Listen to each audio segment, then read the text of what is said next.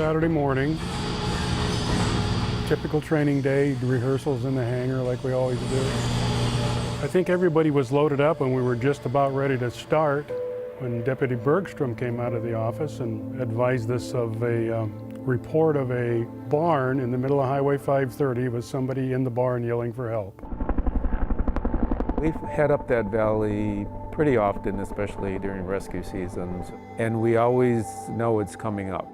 I think we're looking at a catastrophic event here. Trying to get oriented when we flew over the ridge, because we would cue off that community to make our turn, and that community's gone. So there was momentary questions, are what's going on? Are we in the right place?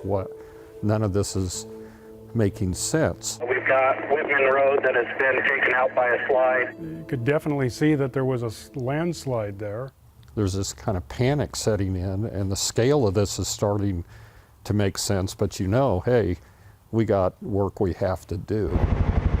We didn't see anybody on our first pass. We didn't see as much as a 2x4. Gravel, mud, debris, not even a chimney sticking.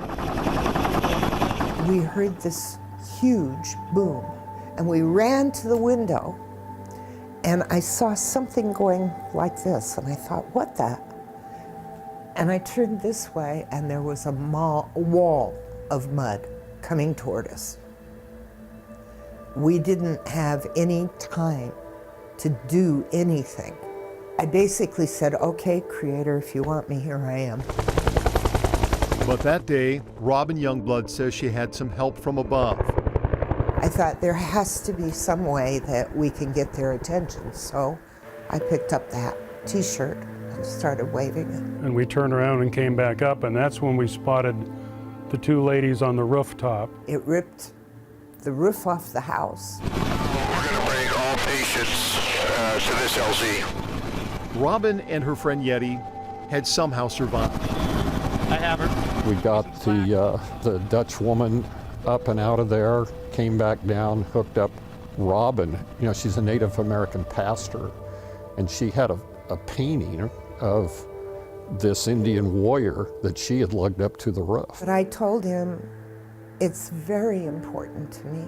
It was clearly meaningful, and I told her, you can't take that. And I remember that she didn't fight me on it, but she had a reaction. I needed that painting.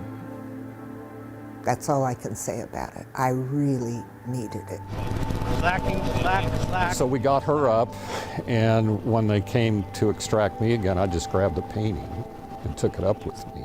It was a moment of compassion in the midst of chaos. And for a woman who now had nothing, it meant everything. It's a Cherokee night warrior, the one who protects the people if danger comes. The painting kind of floated up between us, and I told her, okay, look at his eyes. He's telling us that we're going to be saved. It'll be all right. The slide wiped away any sort of security Robin Youngblood felt living in Oso. She moved several times trying to find a place that brought her some peace. She finally found it here, just outside of Asheville, North Carolina. They call this the Blue Ridge Mountains, and at certain times of day, those mountains back there will look blue. Basically, I've spent the last 10 years trying to find safety again. It actually took me years to clean the mud off that painting because it symbolized for me everything that had happened. The mud is finally washed away, but the memory is still fresh. Once we had those two aboard, we took them downstream, found a place on the highway to land. I remember hugging her. She seemed to be a little shaky when she got off the aircraft, as you can imagine. The words between Robin and Randy, neither remembers, but it's a moment they'll never forget. Let's put it this way, we're soul bonded. It was very satisfying to at least have that one piece of her life there to give to her. So I felt good about that after it was done. The team would go on to save 6 more people that day, including 4-year-old Jacob Spillers, who lost his dad and 3 siblings. We do what we're trained. We just kept busy. We kept our head down and kept picking people up as long as there were people to be picked up. And Jacob came out of this, And there's a river right down there. and Robin came out of it, having seen them a couple of times since. That's very reassuring, because a lot of times when we rescue folks who drop them off at the hospital, we never see them again. We don't always know what the end of the story is.